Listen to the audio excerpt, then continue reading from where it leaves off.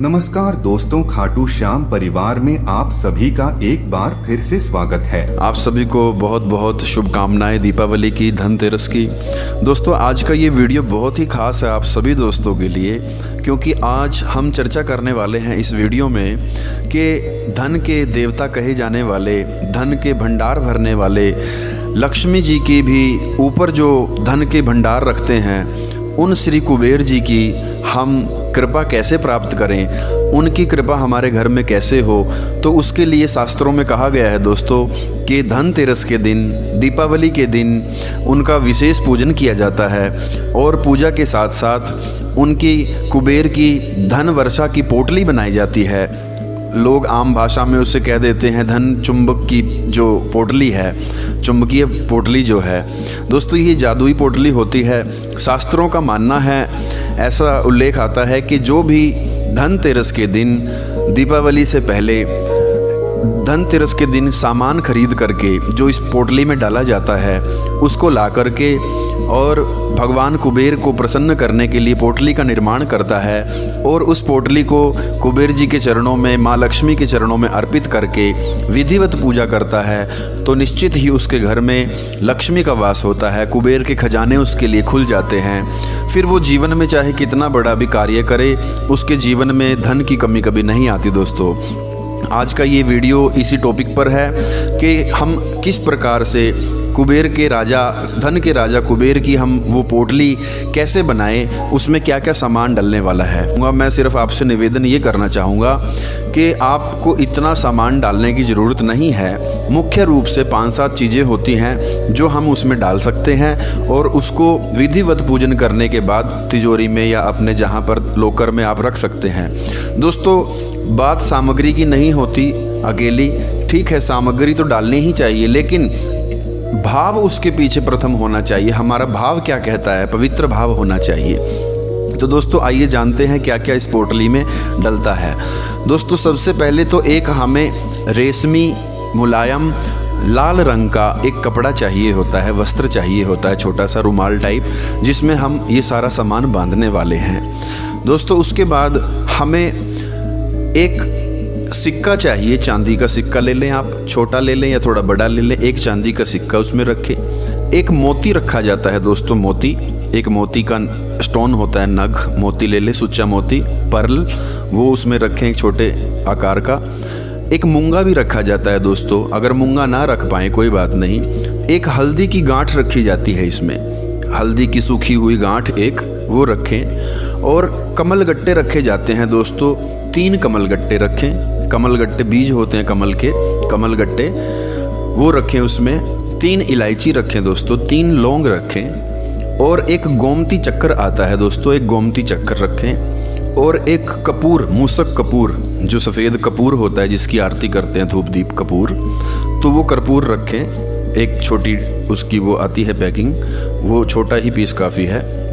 और दोस्तों, इसमें एक विशेष रूप से जो कोड़ी होती हैं, कोड़ी आपने देखी होगी, छोटी छोटी कोड़ियाँ होती हैं, आप वीडियो में देख सकते हैं, ऊपर आप वीडियो के चल रहा है उसमें कोड़ियाँ दिखाई गई हैं, तो वो कोड़ियाँ आप देख सकते हैं। ये 3 कोड़ी आप रख लें, इसको 5 भी रख सकते हैं, 5 कोड़ी भी रख सकते हैं आप दोस्तों। थोड़ा सा केसर रख दें दोस्तों, थोड़ा सा केसर की पत्तियाँ 2-4, और एक गुलाब का फूल, छोटा सा फूल रख दें उसमें।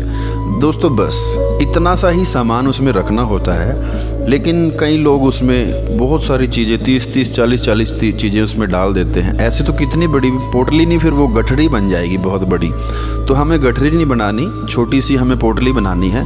उसमें ये सब सामान रख कर के रेशम के कपड़े में, मुलायम कपड़े में, ये सारा सामान रखने के बाद उसको इकट्ठा करके मोली के धागे के साथ ऊपर से उसको बांधें, जैसे एक पोटली बन जाती है दोस्तों। अब बात आती है कि पोटली तो हमने बना ली, इसका विधिवत पूजन करना है। विधिवत पूजन कैसे किया जाता है दोस्तों? जैसे ही हम इस पोटली को तैयार कर लेते हैं, धनतेरस के दिन, दीपावली के दिन, दोनों दिन इनकी पूजा की जाती है। वैसे तो भैया दूज तक पूजा करके फिर इसको पोटली को रखते हैं, लेकिन आप दीपावली की रात्रि में जैसे पूजन कर लेते हैं, उसके बाद अगले दिन सुबह जैसे ही आप विसर्जन करते हैं, फूल पत्तियां, चावल, चौकी हटाते हैं, सब हटाते हैं, तो उस समय इसको भी हटा करके तो तिजोरी में या लॉकर में रख लिया जाता है दोस्तों। बात होती है विधिवत पूजन की, भाव से पूजन करने की।